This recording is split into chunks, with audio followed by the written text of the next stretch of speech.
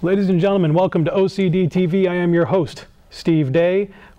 Today we will be discussing Star Trek, the generations of, the good and the bad, what broke our heart, what got us into it, how it's the origin of fandom, and our various thoughts about the individual aspects of it, the shows, the ships, and the talent or lack thereof of many of its actors. To my right, Jameson A. Horton. There I am. He's responsible for OCDTV. He got this started. This is his brainchild, so I'm not going to tear him down at all. Thank you. To my left, a man whom I just met tonight, so I'm going to be really nice to as well, Brian Connors. And finally, for the ladies, a man with so many illegitimate children we have to forward his checks to the Department of Social Services, Joe the Rooster Grand Roos. So I want to get started on the topic of Star Trek as the instigation of modern fandom, how Star Trek in the 60s was really what led to the first sort of subgroup of science fiction nerds, or at least something that could be measured as a movement. Right.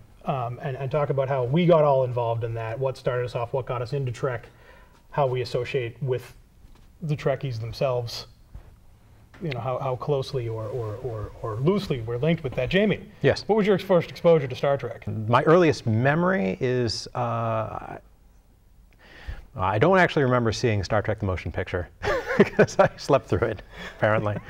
But my first... A lot of people did. Yes, I was a toddler. Right, yeah. But no, I definitely saw Wrath of Khan in theaters, but my earliest memory of seeing the TV show was when my dad was pointing out to me, it was so relevant that we rewatched the Space Seed episode, because this was going to be relevant to the movie that we were going to see. Oh, right. So yeah, we were sitting in front of the CRT and watching Space Seed, and then I was all caught up for the movie. Brian, how'd you get your start? You know, oddly enough, it was through a video game. I had been, I mean, I knew, this was like 1982, 1983. I had just gotten my first computer, which was a Texas Instruments, and I had heard of Star Trek, obviously, but I wasn't really that familiar with it. So really my first exposure to it was through what you'd basically call a space-based first-person shooter called the Strategic Operations Simulator. And the idea was basically shoot Klingons and gas up at star bases and avoid having your warp fuel stolen. It didn't have a whole lot of plot to it. Well, but it was a game, and it was available for a platform at the time, which was really all that mattered in those days. And it was actually, I think I first saw it in the arcade. It was one of those vector games that Atari used to make. Oh, yeah. Was it on like 6 floppy disks? No, it was a cartridge, but we could up words in an encyclopedia. Are you kidding? Floppy disk in 1983? That was $600 a pop. My parents wouldn't have spent that. Joe. Well, unlike all of you fine gentlemen, my first exposure to Star Trek was after the year 1990. Oh. I haven't even gotten mine yet. I'm sorry, have you seen Star Trek? Were you not exposed until after? Yeah, that's what I thought. That was a lie. I'm sorry. No, it was nothing fancy, nothing special. I was flipping through channels. I happened to land on an episode of Star Trek Deep Space Nine. That's right, I started with DS9. Blasphemy, I know. But it was so different from everything else on TV. Just it was the colors and the aliens and the people and how it could throw morals at you without being all heavy-handed about it. I fell in love with that show, and then I moved on to The Next Generation and Voyager, and my love was born. Downhill ever since. For me, someone gave me the wrong toy. It was you know, during the heyday of Star Wars, and I liked the ships, and somebody gave me a little sort of, I don't know if it was a Christmas ornament. It was about that big, and it was die-cast metal of the Starship Enterprise. And I didn't know what it was. I thought it was cool, and I would like have Luke Skywalker ride on it. And, did you turn it upside down? And no, okay. no, I could tell the top was the top, because that's where the words were. Oh, okay.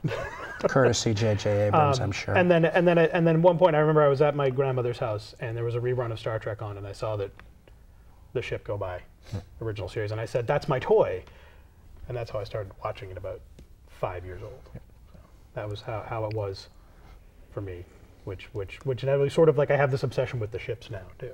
Oh yeah, beautiful ship design. Well, they're the Chris Craft of the what? Chris Craft. They make really expensive boats. That's a thing people say. Okay. In Trekdom. Okay. I didn't make that up. You've just out-Trekkied us all. But yeah, it was all the original series, and I remember being very excited for the Next Generation, which brings me to the Next Generation and our exposure to it. I think we all were sort of at an age where we were ready for this, where we were excited about it. And I want to Joe's a little bit backwards. I was going to say. Well, yeah. Now, were you lost? Are there concepts that were introduced in Next Generation that were expected that the viewer know going into Deep Space Nine? I don't think so. I mean, all of the series have been pretty standalone. I mean, obviously there's continuity because we're all nerds. Yep. But you can hop into, I mean, any Trek episode that's not like the second half of a two-parter.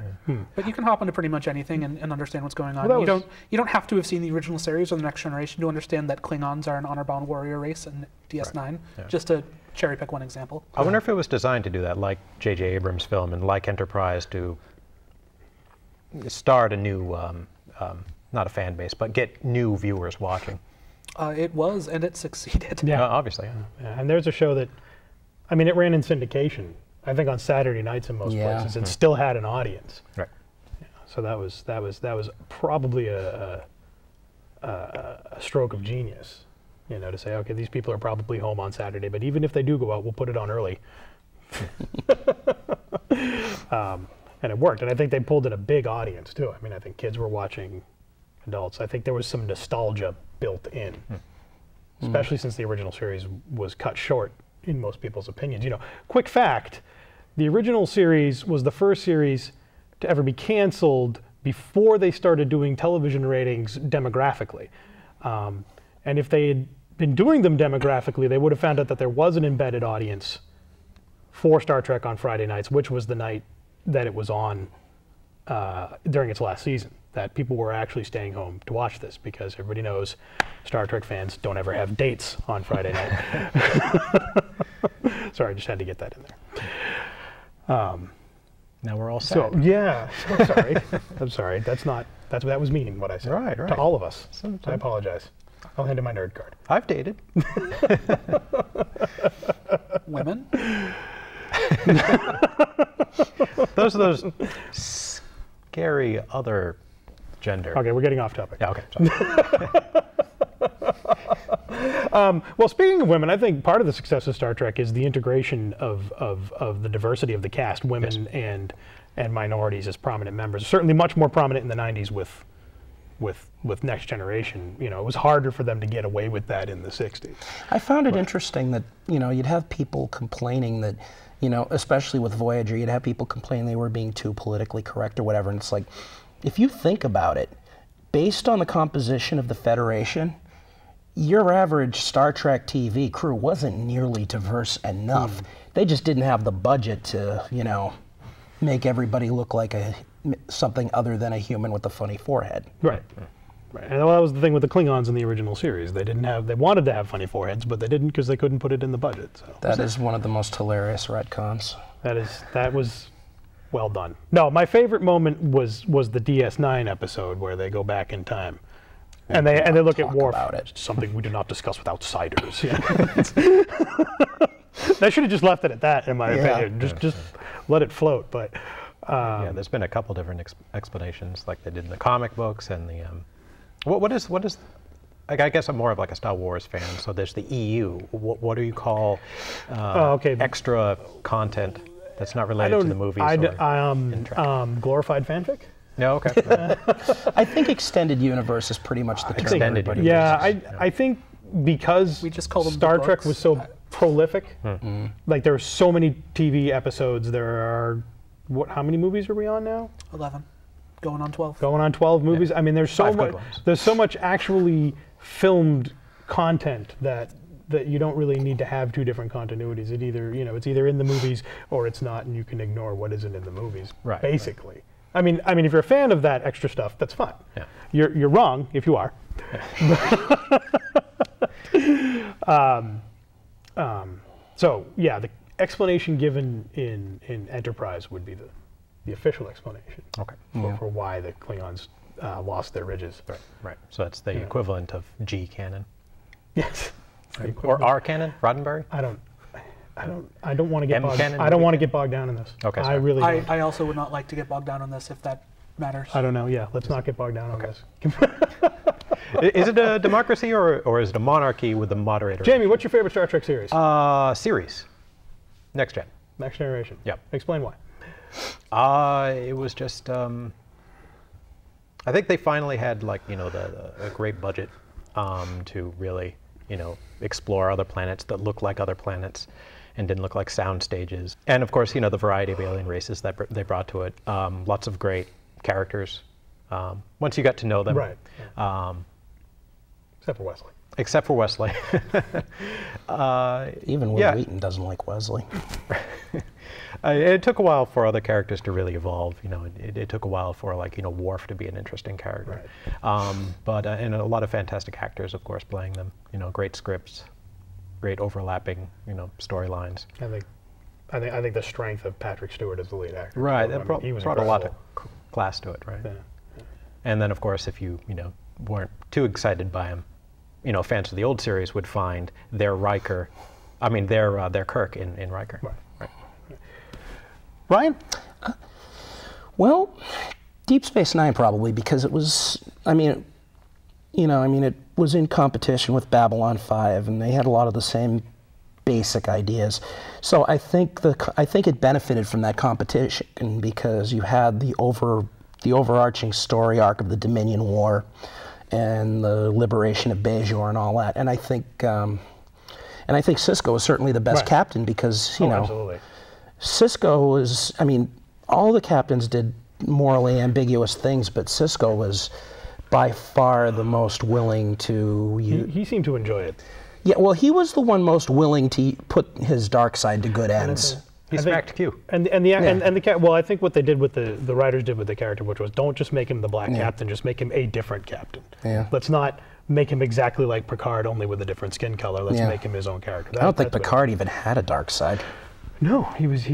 No, he absolutely did. Everything Picard did when it came to the Borg. Ah, good point. Well, vengeance. Well, they earned it. True.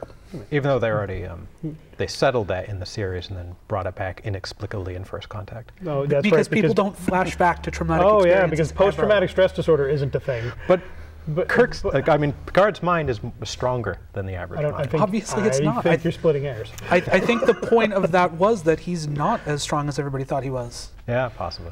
You'll have to remember the movie before in Generations where he lost his entire family.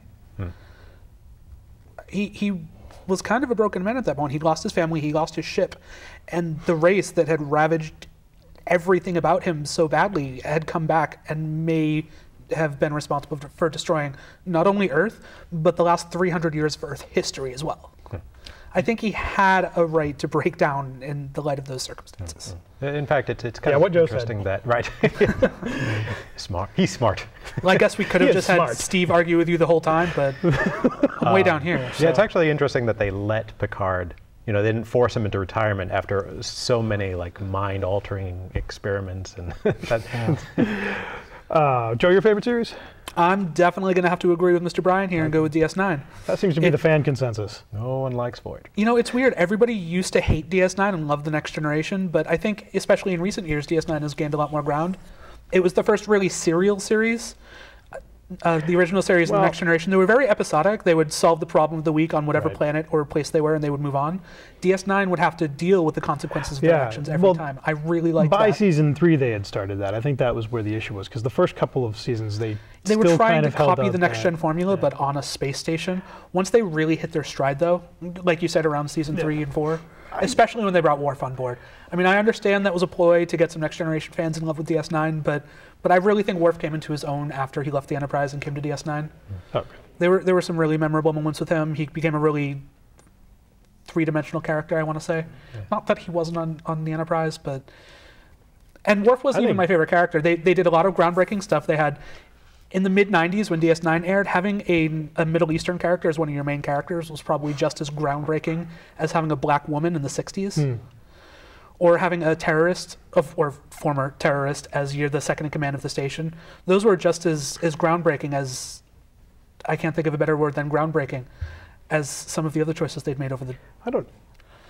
Yeah, no, I mean that was definitely deliberate in that sense. It was. Yeah. It was more serial, and a lot of the stories were more. They showed that just because Gene Roddenberry wanted the future of Earth to be all pancakes and honey, I may have just made up that saying. I really want some pancakes. The rest of us do now, too. But DS9, it really showed that, yes, Earth was really good, but there was still a price that you had to pay to live in such paradise. Well, that was the whole point of Section 31, wasn't it? The whole Cloak and Dagger squad. Just kidding. Section 31 was definitely a choice the writers made. Do I agree? Yes, it gave us some of my favorite stories, but I don't think that was as necessary. It could have just been Starfleet Intelligence doing all that. They didn't need a Cloak and Dagger new organization doing any of that stuff. No, definitely undercut Roddenberry's thing. I'm just saying, not to step on you again, but quick background on, because you mentioned Babylon 5. Straczynski had actually pitched that as the Star Trek show to Paramount, and they passed on it, and so he went and made Babylon 5, and then Paramount made the show he pitched anyway. And that's and so there was this rivalry. My sister was attending Worcester Polytech at the time when all this happened, and I don't know if you guys know this, but Polytechnic institutes have lots of Star Trek fans. Yes. And there was like definitely two camps, and they didn't hang out with each other. Walter Koenig and Majel Barrett will be very disappointed. Yeah, I'm sure they would. Although that was like in the early days. My favorite series is still the original series. I mean, I love pretty much all of it. I don't hate Enterprise. I don't hate Voyager. I know it's popular to sometimes hate on these things. Do you hate New Voyages? I don't know what is that. It's an internet-only fan series that takes place. The main characters are Kirk and Spock. And Is it? But done with different actors. Is it terrible? Yes, it is. With flat acting. And all fan films for any fandom are terrible. Yes. Except for Pink 5. False. You need to watch those. I don't know what that is. It's a Star Wars fanfic. Oh well, then I don't care what that is. We'll do a fan-made movie episode where we don't do anything. We'll just play the movies. And we'll complain. This is awful. But no, I liked the original series mostly because it was made with so much love. They were fighting with the network to include the content that they wanted. And things like having a black woman prominently on the set, they had to fight for that. In the first season, they couldn't show a bare midriff because they couldn't show a belly button. And by the third season, it was okay to show a bare midriff. So he gave the belly dancer 2 belly buttons because he felt like the network owed him a belly button. And I think it's really important that there was this struggle with the network to sort of explore what they were trying to explore. And try not to be obvious about it, and so that's where that came about. And I think it was really made with more love than the other series. Because by the time Next Generation came out, Gene Roddenberry was pretty much just given fair game to do whatever the heck he wanted. I mean, he tried to make the Ferengi as a sort of a what am I trying to say, Joe? I'm honestly not sure if we're talking about DS9 Ferengi or Next Generation. No. I'm just jumping to the first appearance of the Ferengi, where the attempt was. They were going to be the new Klingons. They were going to be the new Klingons, except instead of being like communism, the metaphor was capitalism. Yeah. No, there was no capitalism stuff in their first appearance. They were just caricatures of villains. Well, that was kind of the like that was space pirates with whips. That was his intent, but nobody took him seriously. Keep in mind, though, I mean, the whole reason, the Ferengi captain that was trying to gaslight Picard got removed from command is because the first officer thought the entire venture just wasn't profitable enough. Yeah, but in the first episode where Q introduced them to the Borg, not the Borg, the Ferengi rather, they were just guys with whips who were jerks. Yes, right. There was no mention of capitalism at all. But no. Do you understand the Ferengi are supposed to be a metaphor for capitalism? Like the they bad. Are now. They did not begin that way. That was always the intent. Well, Star Trek has retcon stuff. Borg, that started out, they were just stealing other people's technology, and then it began to be like, they were absorbing other races as well. Although the Borg being Star Trek's answer to zombies, essentially. That's true. Answer to, they're pretty much the same thing as Doctor Who's Cybermen. Well, yeah, which are also Doctor Who's answer to zombies. It's a science fiction zombie. I would be inclined to think that the Borg were directly inspired by the Cybermen. I've never seen any indication to that fact, but yes. I'd be shocked if it wasn't Don't they have the same... the Borg and the Cybermen being both basically space zombies. Favorite Star Trek movie, Jamie? Star Trek II: The Wrath of Khan. Star Trek II, which seems to be Not a bold or brave choice, but it's solidly a great film, and it's not too silly, it's not too slow, it's not just a dumb action film like the next gen films. It's great. It is what it is. I agree. Good. I agree. I'm right with you, right there on Star Trek 2. First Contact. First Contact. First Contact might not only be my favorite Star Trek, but possibly one of the best pop sci-fi movies of all time. Well, I mean, it was a hit with both audiences and critics. Over 93% on Rotten Tomatoes. Yeah, I would put it in the same category as Star Wars and Back to the Future.